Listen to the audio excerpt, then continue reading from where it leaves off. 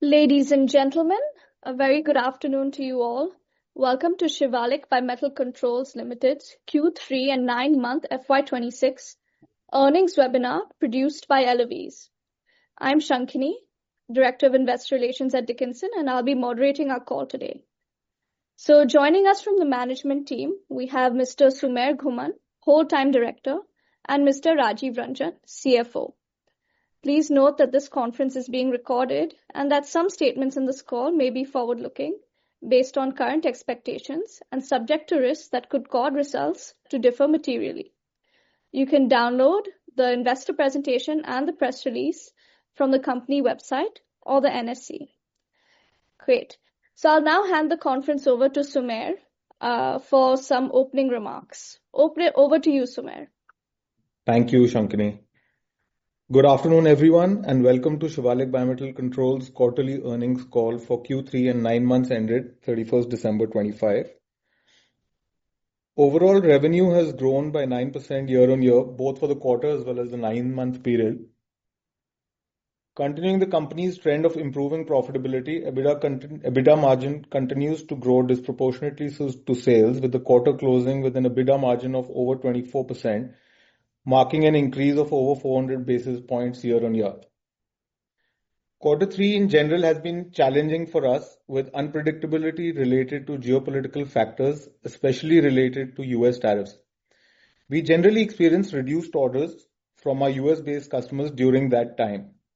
We hope to see this trend reverse in the current and upcoming quarters. Our focus lies in strengthening our core business, and our priority is keeping our earnings growing. As you know, our core businesses operate in segments with high entry barriers, where customer approvals are hard won and relationships are built over years. Our aim is not to chase the broadest opportunity set. Our aim is to be indispensable in the programs we participate in through reliability, responsiveness, and consistent quality.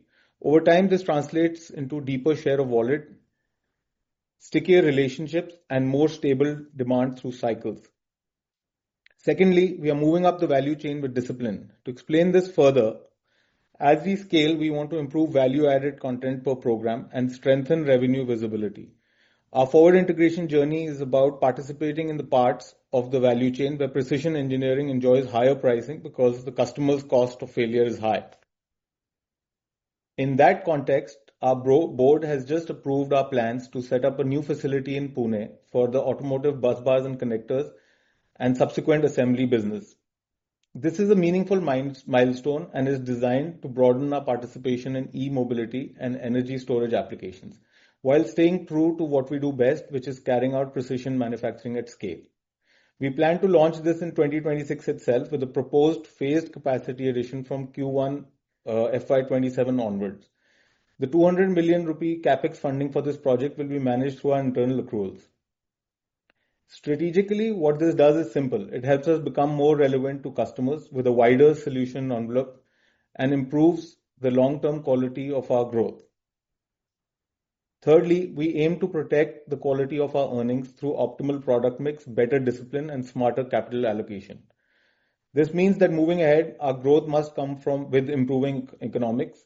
To demonstrate this principle, you would have noticed that this quarter's margin expansion was supported by a mix improvement and higher supplies of value-added components to some marquee global customers alongside cost discipline.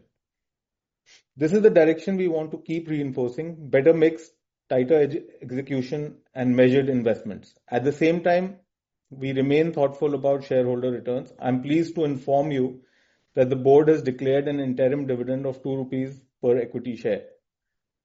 So if I were to summarize, we are building Shivalik for the next phase of growth with a steady hand, a stronger core, and a disciplined move into high-value assemblies, and a clear focus on improving the quality of earnings as we scale.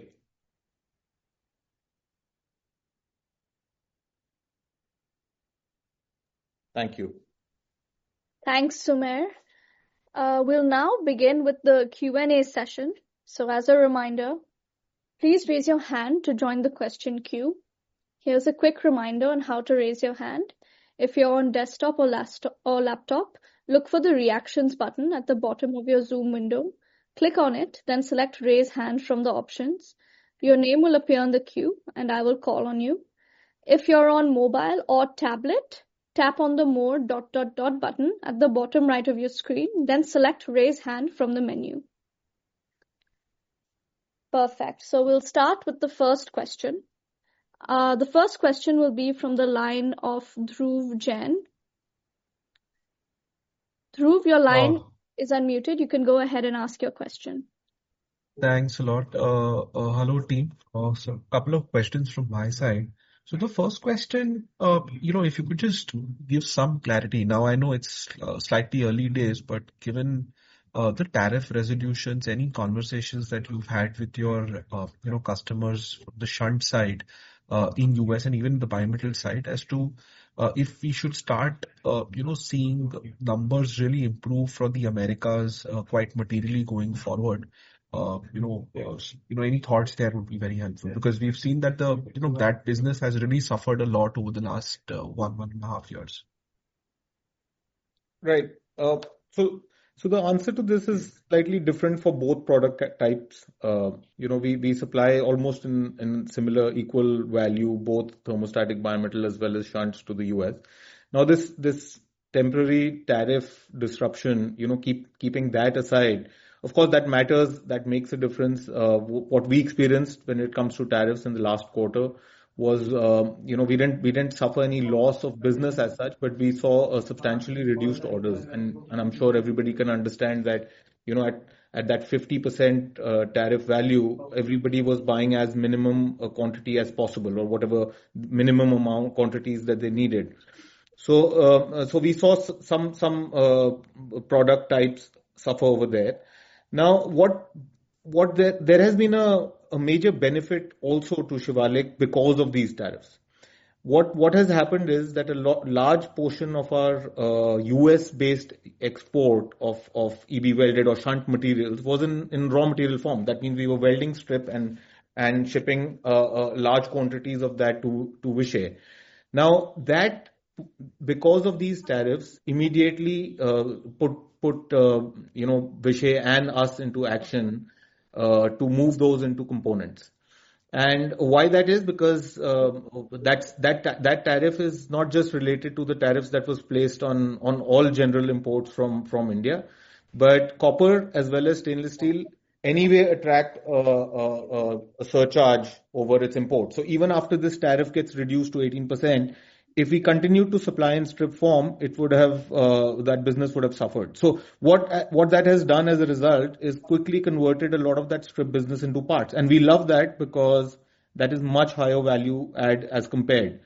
So what we expect to see and the kind of businesses that the kind of part numbers that we're already supplying for the US market now is reduced. Now is going to be affected by lower tariffs. But B, it's a much higher value product. So we expect to actually see our US exports of shunts grow in the coming quarters.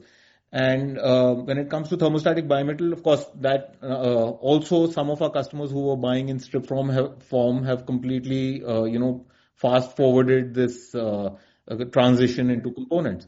So in a way, other than this temporary hiccup of a quarter or so, we have actually seen that the tariffs have worked in our favor. So, in order to answer your question, both shunts and thermostatic bimetals, we should see considerable improvement in what business we get from the US in this quarter and the coming quarters. Sure. So just another question on the bimetal side, right? So if you look at the bimetals business that you have from India. That number over the last, I'd say almost, 12 quarters has been more or less in that range. In fact, it's actually gone down lower. So if you could just share some time to help us understand why is that being the case and how should we think about the India business on the bimetal side, going forward, what are you trying to do here and how should possibly growth come back here? That's my second question. See, when it comes to the Indian market, thermostatic bimetal is simply driven by market growth. So if you see in the last 4 years, as you mentioned, the general switchgear market has also had this sort of a flat kind of a performance.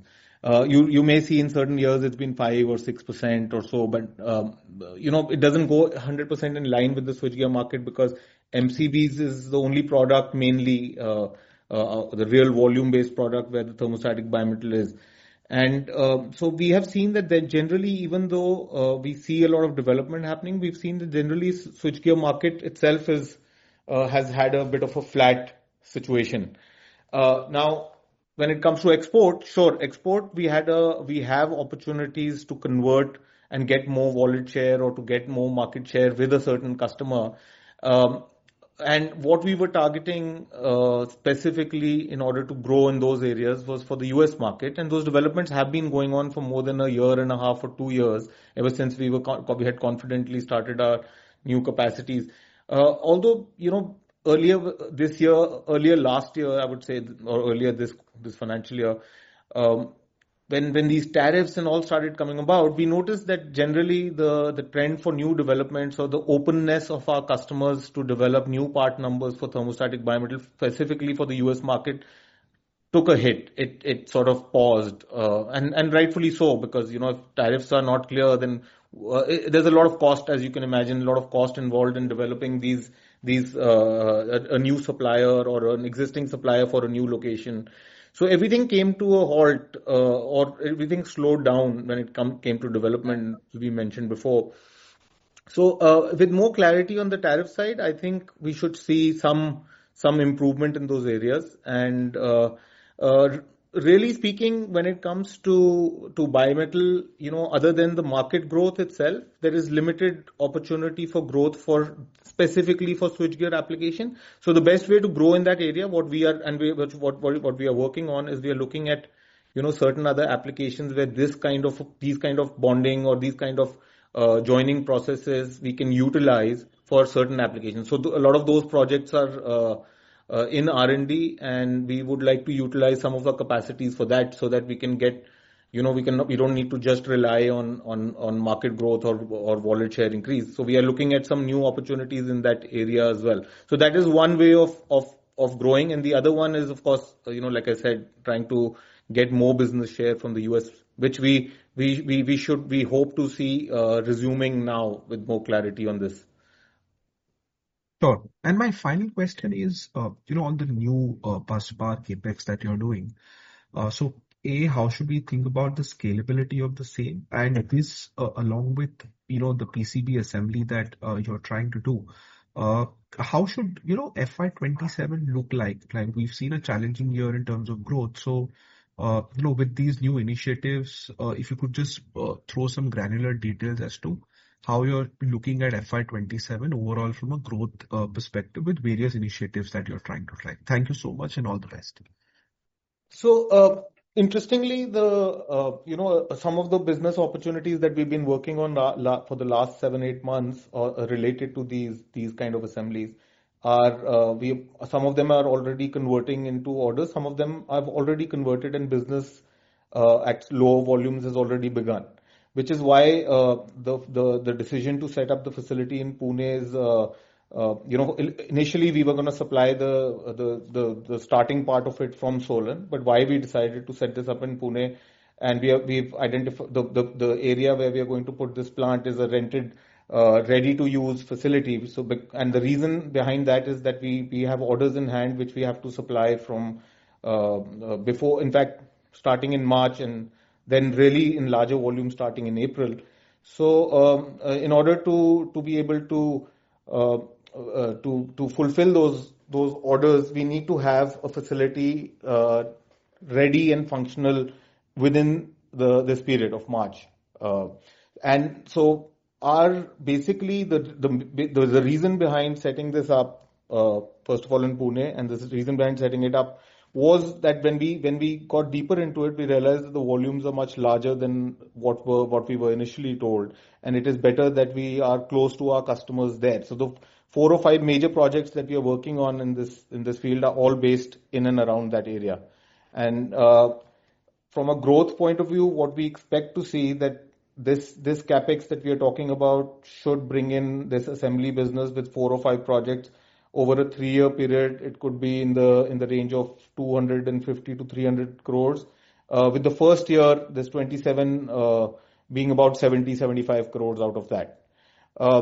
This is already developed. These components are already designed, developed, ready to move. So it's not something that's just a part of a plan. It's actual business that is starting.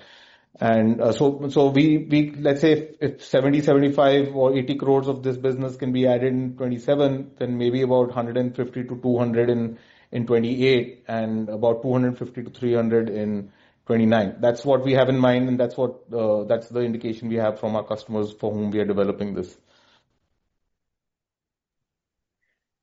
Thanks, Sumer, and thanks for your questions, Dhruv. Our next question will be from the line of Akash Vora. Akash, you can go ahead and unmute your line and ask your questions. Yeah, thanks for the opportunity. And yeah, I mean, congrats for the good set of numbers. My first question will be on the new product that we have announced, that is the bus bar. So Sumer, I would like to understand mainly, more about the market, what kind of total addressable opportunity we have, who are our key competitors in this market, what this product is about, who are the main customers or could be potential customers for us in this business. If you could just elaborate on that first. Yeah. So basically like the way we manufacture these resistors by way of EB welding, there are certain bus bar components that also require that welding. Now we've got hold of this opportunity first is because multiple components used in this final subassembly require EB welding, and that becomes a no-brainer opportunity for us because, as you can imagine, wherever more and more EB welding is done, that's what makes that product most suitable for Shivalik. And so the main target customer base for these products is two-wheeler EVs. Some four-wheeler EV applications also require these kind of bus bars, but primarily it is for two-wheelers. And who we are targeting is all two-wheeler manufacturers in India for EVs, which we can foresee is expanding, and the interest of the consumer in buying EV two-wheelers is consistently increasing. Up until now, of course, whatever EV two-wheelers are being sold, usually these entire systems were being imported. So we didn't, there was no opportunity. With the recent shift of these manufacturers, the two-wheeler manufacturers pushing towards making these things in India, along with the ECMS push and PLI push and all of those things, a lot of the larger players want to develop these in India, and some of them are absolutely new models or new products being launched. Now, because of NDA reasons, I can't specifically mention which final users are these, but I can tell you that they are the two EV projects that we are working on right now for two-wheelers, which we are closest to supplying, are both number one and number two when it comes to two-wheeler manufacturing in India, not just EVs, but as a whole. The two largest are the ones that we are working with, and there are many others in the pipeline, but these are the ones. So as of now, there is no competition because nobody does this EV welding. Now, unless somebody makes this entire complicated assembly somewhere else in the world and then ships it to India, which I highly doubt because that's primarily the reason why this is being shifted to India. So as of now, there is no competition unless somebody sets up something to be able to do this. So this is actually a very good product for us because it's not just an assembly which requires one or two of our components, but more than a very large percentage, which varies from customer to customer, but a very large percentage of value add as well as the technology part of it comes from Shivalik, and it's not just simple bought out component. Understood. And since this is a kind of a forward integration for us, so our margins should be better here, should I assume? As a percentage, maybe it should be about 10% lesser, maybe 8 or 9% lesser EBITDA. But of course, the top line value is more than 15 times or so of the component alone. Well, if I include the other EV welding, so let's say about 10 times more than that value. Yeah, I mean, if it's so, this is not really a new thing for us. I mean, we are now formally announcing it as a new unit because now business is starting. But I don't know if you've been following the previous discussions and calls and the information we've been putting out. These are projects that we've been working on over the last 12 months. The margin does come down as a percentage, but as a whole, because the top line value goes up, so even with a 10% reduced or on the higher side, even a 10% reduced EBITDA, the main thing about this business is that since it's technically very related to our EB welding as well as our resistors, it's a very sustainable margin. So it's not something that we'll see eroding over time. Yeah, I Fair like to enough. add, Yeah, Akash, please. Yeah, yeah, please. to your question. So for this product line, yes, it's compared to our current organic products, a less margin. But overall, if you see the company's margin, it will not impact our EBITDA anymore. Okay. Okay. And how will you all offset the decrease in the margins in this product? I mean, Due just to wanted to volume, understand. Okay. yeah. Okay. Okay. And the competition currently, Sumer, is only global, right? No Indian competitor in this No. So product. first for somebody to truly be an Indian competitor, first they'll have to start EB welding and start making these resistors. That is the most important aspect. So as of now, we don't have anybody who we at least know of, or at least we have information on. So no, as of now, no. So how many bus bars will be going in a two-wheeler? I mean, so that we can kind of size or, get some sense of the scale of the opportunity that we have. Right, so I think it varies a lot from design to design, but to give you a simpler answer to this, I would say that this kind of an assembly for let's say a high value design, let's say a design in which there's more number of bus bars and more number of more welding or more material required, uh, would be the value of that product overall would be about 2,000 to 3,000 rupees. And roughly about 62 or 60 or between 60 to 65% of that would be material cost. Okay. And per vehicle, it'll be only one bus bar, is it? No, it will be For multiple. It depends on various designs. Some designs actually don't have any bus bars. So it depends on so two-wheelers in most cases have bus bars, but then again certain two-wheelers don't. So it varies from design to design. But the two major projects that we are working on have four different components of different types of EB welding involved inside the whole assembly. so on an average, any number you could give us? No, in terms of the value, or is it The units per vehicle, the content per vehicle. So see, let me answer this question. vary? Yeah, as for the design of the battery, Akash, so it entirely depends on the design of the battery, and based on which maybe the requirement can start from 4 in a battery set, maybe it will increase to 6 to 8. So it entirely Actually, depends on the it's battery very weight. difficult to put an average there. So, each design can vary a lot. So that's why I think it's a better way to look at it is an average value, because that gives you a better picture. Because components can vary in size. There could be a 5 of a 10 rupee component, and there could be 4 of a 100 rupee component. So it's just too many variables there. Understood. So average value add per vehicle or content per vehicle can be considered as 2,000 to 3,000, which you mentioned. That's correct. So that is a better way to look at it, because 2,000 to 3,000 is the value with a 60 to 65% material cost. And Understood. one could say that in this 2,000 to 3,000, if we were only supplying components and not putting together this assembly, those components could have varied from, let's say, 100, 120 rupees to 3 or 400 rupees. So that is actually the right way to look at it. So besides, we would have never had the opportunity to supply those 300 or 400 rupee components, because that assembly would have been manufactured wherever the final product was being manufactured, which up until now was being imported. Thanks, Sumer and Rajiv, and thanks, Akash, for your questions. You can raise your hand again, and we can take some more follow-ups in a little while. Our next question will be from the line of Nirmam Mehta.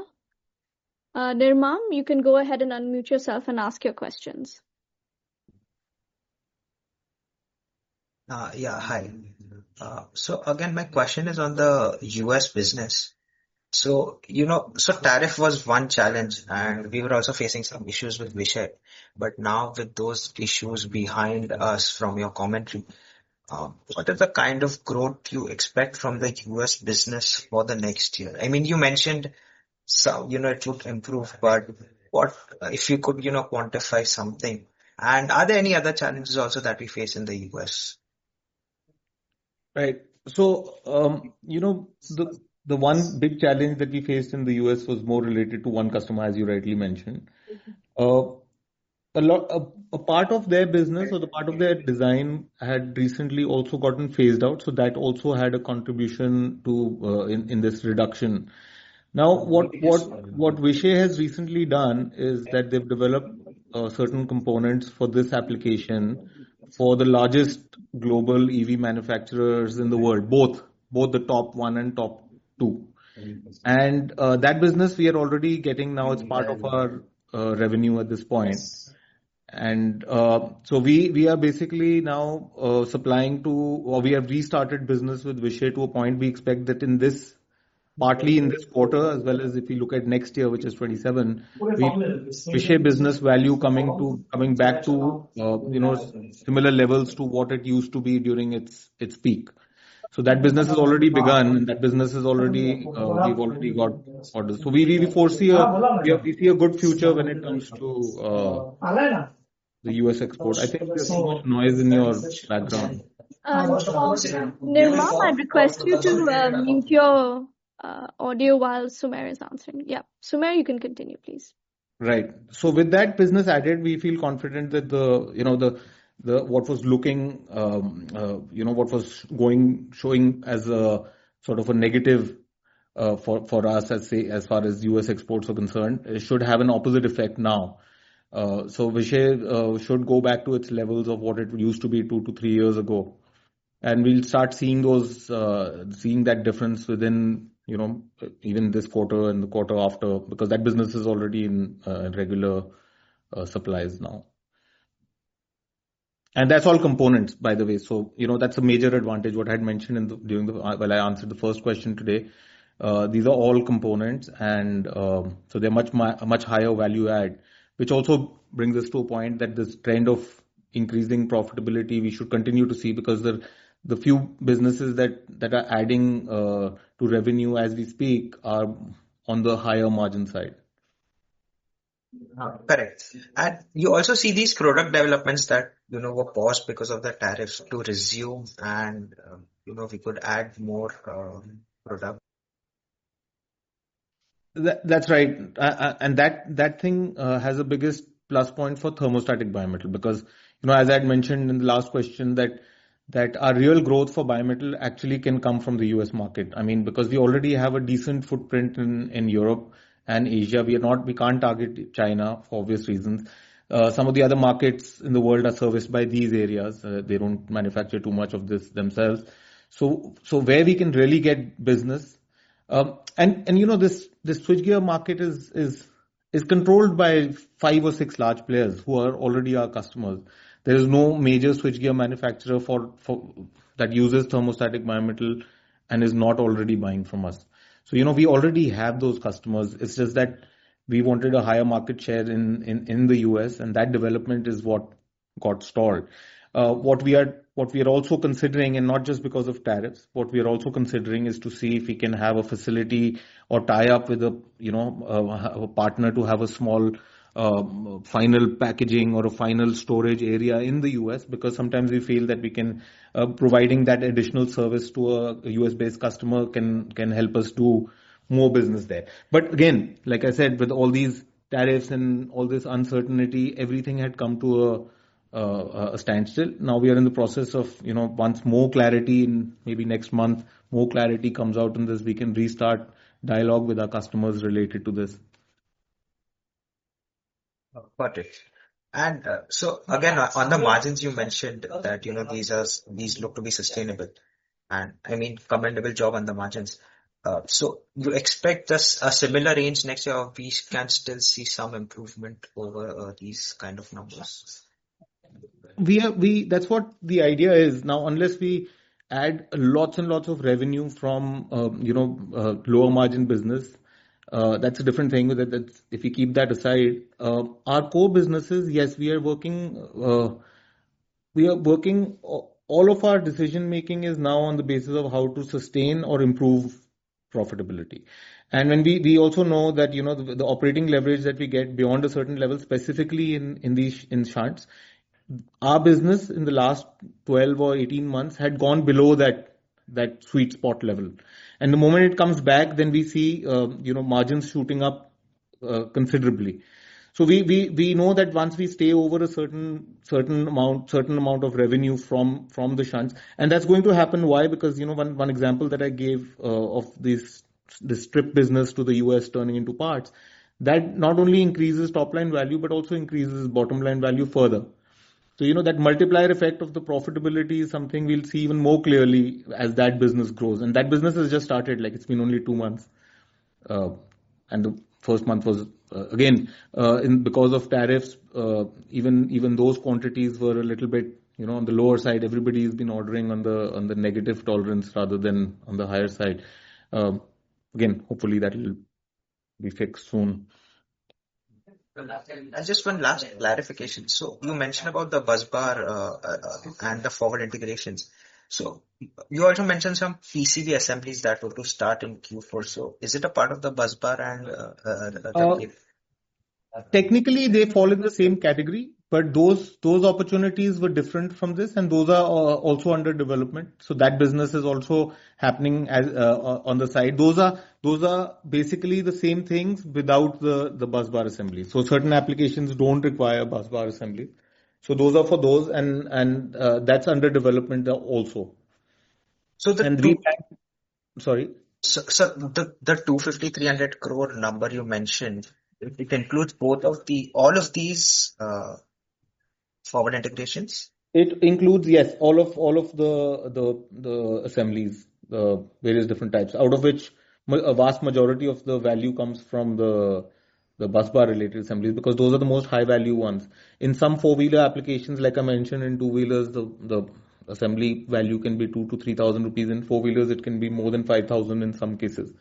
So that's also a part of development happening as of now. Thanks, Sumer, and thanks for your questions, Nirma. You can raise your hand again, and I can put you into the follow-up queue as well. Our next question will be from the line of Soham Dengra. Soham, you can go ahead and unmute your line and ask your questions, please. Hello, am I audible? Yes, please proceed.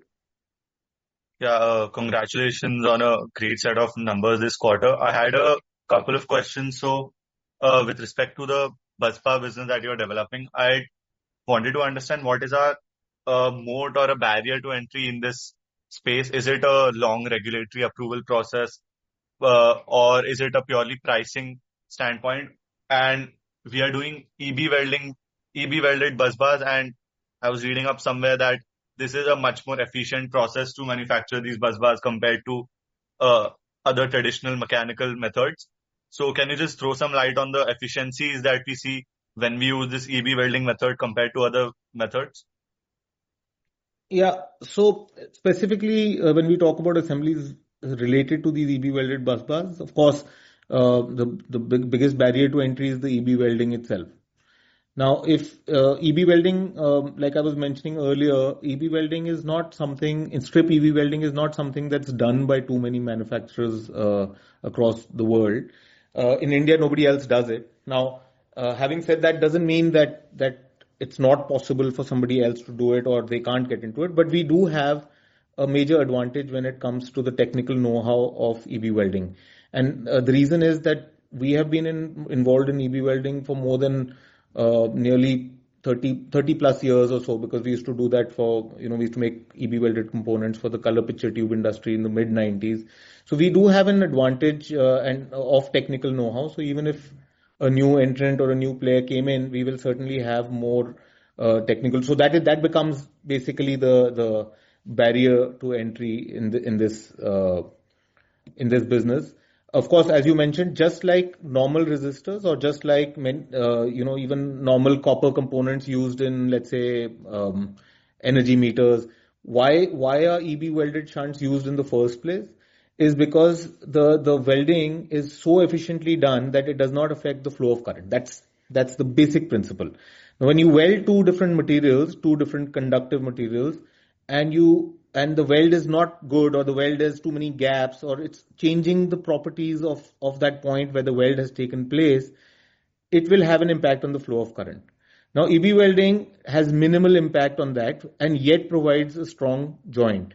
So which means the current flow happens without damaging that area. And that is the basic principle. Now, of course, when that happens, you are able to join two different materials, make use of their differences in resistance, and as a result, get accuracy in the measuring the flow of current. And of course, then that same thing applies to bus bars as well, as it does to a resistor, or it does to any other EB welded component or application. So it's, answer is very simple. It's just a complicated process to do. Okay. Another question I had was, last time you had mentioned that you were entering certain new product verticals in the electronics application space. So can you tell us if there's been any progress on the front, or just throw some light on which products are we planning to expand in, and which areas do they fall in, and what's our moats over there? Right. So we are looking at, there are certain types of automotive fuses that we are working on, and we are working with the possibility of looking at getting this technology from another company, a foreign company, or maybe even look at the possibility. We are open to the idea of acquiring that technology or the company, but we are looking at various different types of components in the automotive fuse space. Why that is connected to us? Obviously, a lot of the resistors that we are making are also used for automotive applications. But these fuses are a very different type. They are not the typical commodity type fuses that you see in automobiles. These are used in separate applications. Like, for example, it's used in the power window assembly or the tailgate assembly. And those little fuses that are used are basically two types of copper, or two stripes of copper with a different material in between that melts, that has a lower melting point. So when that component is overheated, that lower melting point material just melts and breaks open that joint, and hence the fuse has protected or done its job by stopping the flow of current. So what we are trying to work on is various applications like that, to see if we can incorporate EB welding there, and the results are good. So that is, of course, one area we are working on, because it's also related to what we have. Alongside that, we are looking at certain other components that fall into our some kind of it's complementary in nature in some way or the other. We are looking at certain automotive inductors that we're still assessing the business, the market. Alongside that, we have a few more opportunities which we have to go further into at this point, but we are analyzing them. But these are some of the other ones that we've gone deeper into. Okay, a final question that I had was on the PCB assembly front. The recent PLI schemes that have come out for these PCB components, how do you think Shivalik might benefit from these schemes, and can you quantify the sort of tailwinds that you see due to these schemes? Yeah, I think Rajiv, PLI, I think you would be able to. Yeah, so see, the PLI has now been converted into ECMS scheme from the central government, where we have already put our application, which is under examination, and very soon, hopefully, we will get the approval from the government. Since we have already availed in the past for 4 years under PLI, And as far as the quantification is concerned, entirely depends on the revenue. As we mentioned, that it has a potential to grow in between 250 to 300 crore. So accordingly, we will get the ACMS grant from the government. Thanks, Sumer and Rajiv, and thanks to Soham for your questions. You can raise your hand again to join the follow-up queue. Our next line of questions will be from Bhargav Buddhadev. Bhargav, you can go ahead and unmute your line and ask your questions, please. Yeah, good afternoon, team, and congratulations on the good set of numbers. My first question is just wanted to have some clarification that you mentioned this 250 crore revenue on a 20 crore capex. So is the math clear? I mean, because this seems like a very high asset turn. Yeah, so no, Bhargav, this is not probably the right way to look at it, and probably doesn't sound okay. You are absolutely right in identifying that. You see, the more costly capex requirement for being able to do something like this is something we already have, and we already have further invested over the last few years into that capacity as well as capability. So now this 20 crores is actually more of assembly work and having an assembly line, and that's why we can set it up very quickly, because a lot of our main key processes equipment cannot be set up that quickly. So this is more related to that. In fact, I would say a large portion of this 20 crores is more related to actually having the plant in place. That cost is probably the most. Assembly, so the most cost, the most expensive capex involved in being able to do this is the welding and all the processes before and after the welding. All that we already have. So one can say that in a way this is like incremental capex for being able to do this additional forward integration. And is it fair to say that you mentioned 75 crores revenue next year and in 3 years 250 crores? So for that, the current assembly plant in Pune, can it cater to that 250 crores or you need more capex? No, it should be able to what we have in hand, but we also are looking at if we can find certain, in the previous question we were talking about certain other electronics opportunities that we are also exploring, which are some are related, some are not. If we can club everything together and add it onto the plant in Pune instead of spreading into another third location, what we had in mind because of the better ecosystem for electronics over there compared to, let's say, Solan, if we can add all of those things, then maybe in year 2, while we are running this various assembly businesses out of there, maybe we can set up a new facility and add those other things as well. So that part we've left open depending on all the other opportunities and how they pan out and whether it makes sense for us to have them geographically in that region. Sure. Secondly, sir, now that the US tariff is likely to reduce post-March, is it fair to say that you will again not shift back to exporting strips versus components? That's a fair understanding, right?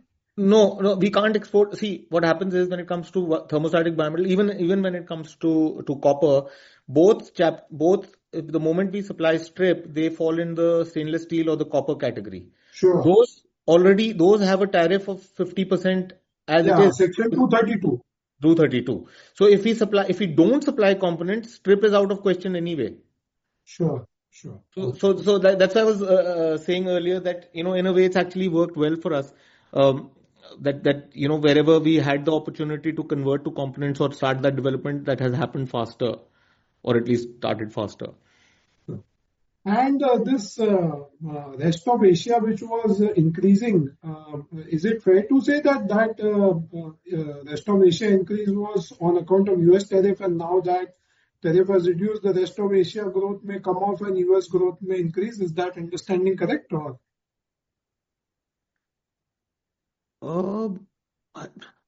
I don't see there's no connection. We'll see an increase or restoration of the US business hopefully, but the Asian market will behave on its own. It's not related in our case, at least for our products. It's not related. Okay. So it wasn't the case that instead of exporting to US, you were exporting to Asia on the calling of Vishay telling you to do that. It wasn't that. No. You're right. So no, there's a different idea behind that. Now, with Vishay, we also have a white label agreement to supply directly to some of its customers. That development was already happening before the tariffs. So Okay. the decision behind that was more logistic related rather than tariffs. Now, tariffs actually accelerated that development. So what was supposed to happen in a 18-month period got, that sped up and it became faster, the developments, because now since that was anyway being, planned to be sent directly to a customer, then why bring it to the US and pay this 50%? So those developments actually became much faster as a result. So, but this part of the plan of this white label agreement was before the tariffs. Even the initial tariff idea was, it came around. Even before that, it had started. Thanks, Sumer, and thanks for your questions, Bhargav. You can keep your hand raised for the follow-up queue. Our next line of questions will be from the line of Nikhil Poptani. Nikhil, you can go ahead and unmute your line and ask your questions, please. Yeah. Am I audible? Yes, please go ahead. Thank you for giving me the opportunity, and congratulations on a good set of numbers of many muted quarters. So, as we are seeing, prior to the disruption of the tariffs, we were guiding towards 12 to 15% of the yield. Now, somewhat of the tariff disruption is coming down.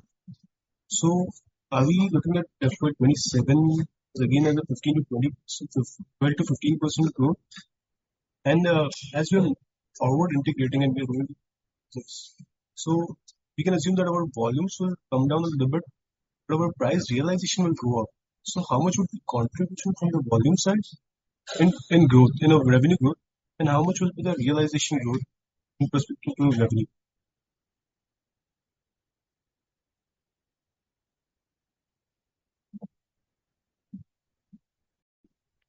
I think Rajiv, if you can. Okay. So, what I understand, because maybe a bit connection problem from their side. So, regarding the volume and value growth in context of US market, if you see, since we are converting a strip into components, it's very hard to say or count compared with the previous numbers, because realization will be more due to supply in component form. Yes, the growth in volume side for both the product will be there. Along with the realization will be more in context of value growth. So hypothetically, if we are growing 5% in volume growth, then there will be at least 12 to 15% in realization form growth. Okay, that's good for understanding. And my first question on guidance, prior to our first tariff disruption, we were guiding towards 12 to 15% of growth. So now, going forward, let's say in FY27, FY28, are we reiterating that guidance? Because now a lot of the headwinds have come off. Yeah, of course. So before that, for the whole year, our guidance was in between 10 to 12%. Somehow, due to this tariff and the geopolitical issue, we are around 9% as of now, which is near to 10%. Somehow we are maintaining our commitment to the market. And here on, we are estimating it should be at least better than whatever we have delivered so far in 9 months. Thank you. All the very best. Thanks for your questions, Nikhil, and thanks for your answers, Rajiv and Sumer. Our next line of questions will be from the line of Naushad Chaudhary. Naushad, you can go ahead and unmute your line and ask your questions, please.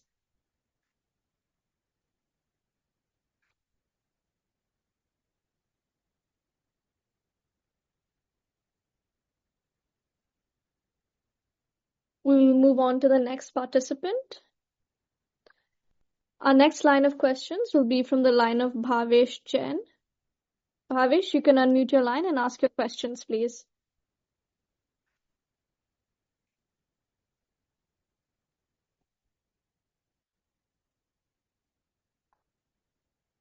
Looks like we'll move on to the next participant. Our next line of questions will be from the line of Heth Shah. Heth, you can unmute yourself and go ahead and ask your questions, please. Yeah, thank you for the opportunity. A couple of questions from my side, more likely confirmative ones. Firstly, we've given volume growth guidance of about 4 to 5% for the year. This 9 months, we are already 3% down. So, I mean, would we be able to achieve some bit of it? And secondly, if you could quantify the share of components versus parts in the revenue mix for this particular quarter, vis-a-vis the previous one and Q3 FY25. And lastly, just wanted a confirmation of what you said in this call and the previous call. So, PCB assemblies revenue for FY27, you said close to about 50-55 odd CR.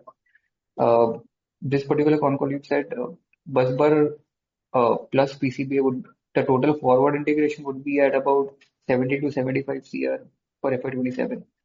And EBITDA margins for PCB, you said it could go maximum to 17 to 18% on the lower side. And busbar, you said it would be probably 10% lower than what is the normal margin. So that would be at about 12-13%. So is my understanding correct? Yeah, I'm done with my question. Yeah, so as far as the total volume versus value is concerned, if you see in the 9 month, the total volume has grown by 3% compared to the previous 9 month. And even quarter on quarter, you can see, or product wise, you can see the shunt has grown by almost 9.5%, whereas bimetal has grown by 5% in volume term. So we have seen committed growth, which was estimated initially in the beginning of the year to grow in the range of 10 to 12%, and somehow we have achieved in the range of 9%. If you, the second question was regarding your component and strip. So currently we are supplying as a company around 36-37% in strip form and rest in the component form overall. And third was your question regarding to maintain the EBITDA margin. Currently we are in the range of 23 to 26%. And after forward integrated product, since the product will give a lower EBITDA compared to the current organic product. But overall, the company's EBITDA will be in the range of 23 to 25%. As we will grow in volume terms for the assembly business. And in fact, if you see the incremental cost will be lower than what we can maintain at least at EBITDA level. So overall, the company's EBITDA would be in the range of 23 to 25%.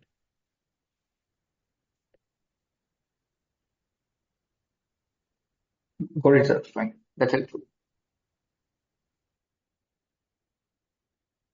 Thanks for your questions here. Our next line of questions will be from the follow-up queue.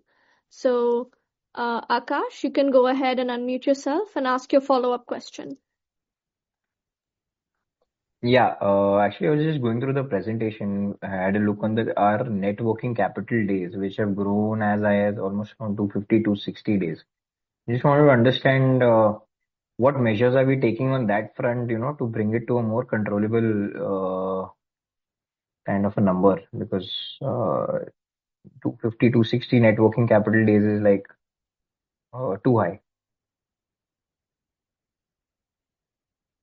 Yeah, so in this quarter, you see, sometimes when you're ordering, then you are getting material in time. So this quarter, the consignment should land in January, has already landed in December, due to there is a certain increase in inventory days. And parallelly, since we are growing around 9% in revenue, based on which our collection period has increased almost by 10 days. So it is under 90 days, but it still has increased compared to the previous 9 months. So as far as the corrective action is concerned, for raw material side, we are in the process of developing 3 or 4 domestic supplier, which will eventually reduce a certain days, not the complete, maybe under 180 days or 200 days. On the other side, I'm also taking some precautions for the collections from customer, where we are having some tripartite agreement with the financial institution to get the upfront payment, where we are exceeding above 90 days payment term. So these are the 2 measures we are considering, and based on which at the quarter ended March 26, we will be able to get this working capital in the range of the previous year's numbers. Understood. Thanks for your follow-up, Akash. Our next line of questions will be from the line of Richa Agarwal. Richa, you can go ahead and unmute yourself and ask your question, please. Hi, am I audible? Yes, please go ahead. Yeah, thanks for the opportunity. Congratulations for a good set of numbers.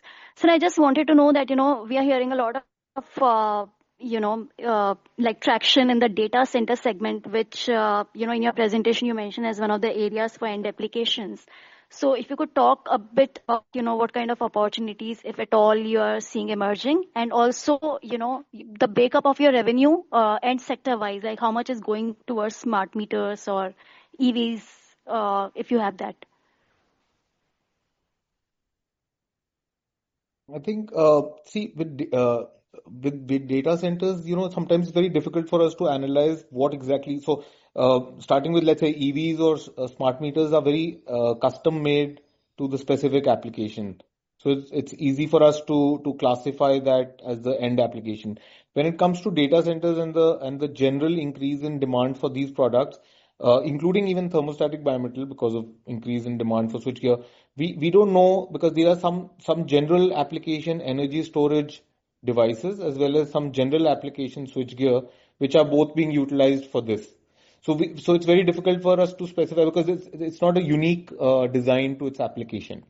But yes, when it comes to smart meters and when it comes to automotive resistors, that we know. So I think that exact breakup, if Rajiv, if you can just break up the revenue that we have from energy meters as well as from automotive shunts as well as from non-automotive shunts. So in broader category, for both the product, thermostatic bimetal and shunt. So in thermostatic bimetal, switchgear industry constitutes around 80% of our supplies. Rest is between automotive, energy meters, and some home appliances. Similarly, in register business, around 60% goes to automotive and 35% goes to energy meters. Rest is in between home appliances, gas meters, and others.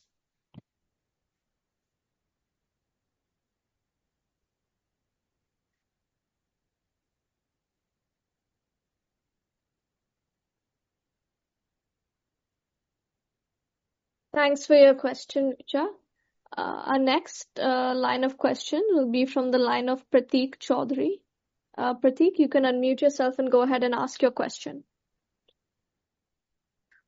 Sir, X of the assembly business, what sort of growth can we possibly see in our base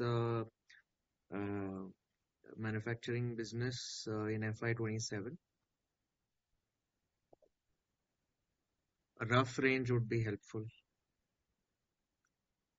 So Prateek, we basically, thermostatic bimetal, like I had mentioned earlier, it's a little bit difficult for us to say at this time because there were too many things related to the US market. We do expect, we have an indication from our customers for India and certain other markets that we do expect to see, like a 8 to 10% kind of a growth in that area. But where we are really expecting growth in our baseline business, unrelated to any forward integration or new product types.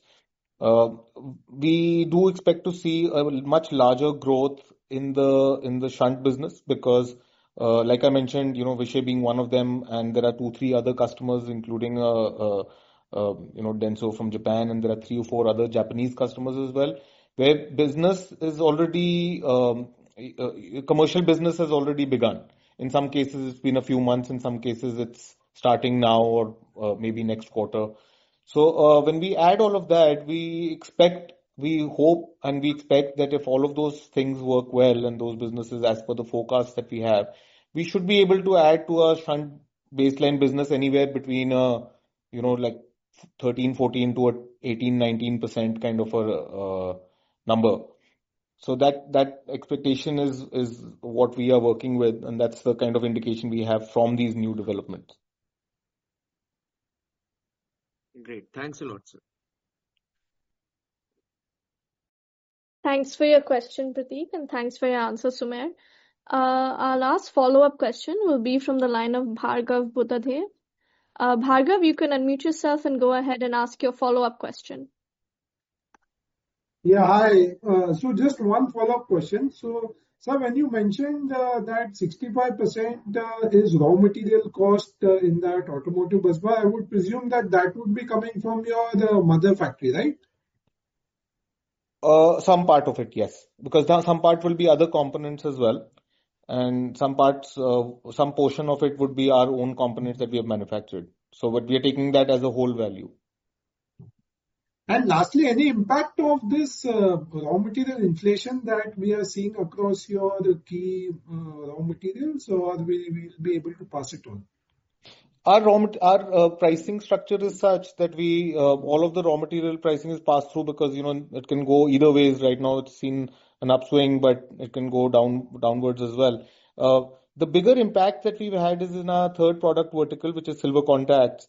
And silver contacts had more exposure in recent months because you may be aware that for that particular business we are in the process of moving to a new factory. That factory is already partially under production, but because it was running on full capacity, it's a complicated process to move to a new location. So we had obviously we had more inventory, slightly more inventory lying with us, and we had more exposure because of this transit. And that's exactly the time when silver actually, went a little bit too high. So we do have certain instances where this can have an impact, but under most circumstances, it has no impact directly on our margins as well as our. Surely there'll be some increase in top line that will show up as a result of that. Thanks, Sumer, and thanks for your questions, Bhargav. I can see some more participants in the queue. I'd request you to write to us at Dickinson with your questions, and we can get them answered to your satisfaction. I'll now hand over to Sumer for closing remarks. So thank you everybody for joining us today. The key takeaway is that we are growing steadily while improving the quality of earnings. And we remain focused on strengthening the core and moving up the value chain in a measured way, with the Pune initiative being a clear step in that direction. Thank you for being a part of Shivalik's growth journey as we enter this next phase. Wishing you all a pleasant evening ahead. Thanks, Sumer, and thanks, Rajiv, and thanks to all our participants today. Thank you, everybody. Thank you. Bye. Please do write to us if you have any further questions or would like to engage with the management. We'll be happy to set that up. We can now disconnect our lines. Thank you for joining us on behalf of Shivalik Bimetal Controls Limited. Cheers and good evening. If you found this video helpful, please like, share and subscribe to Concall India for latest upcoming Concall.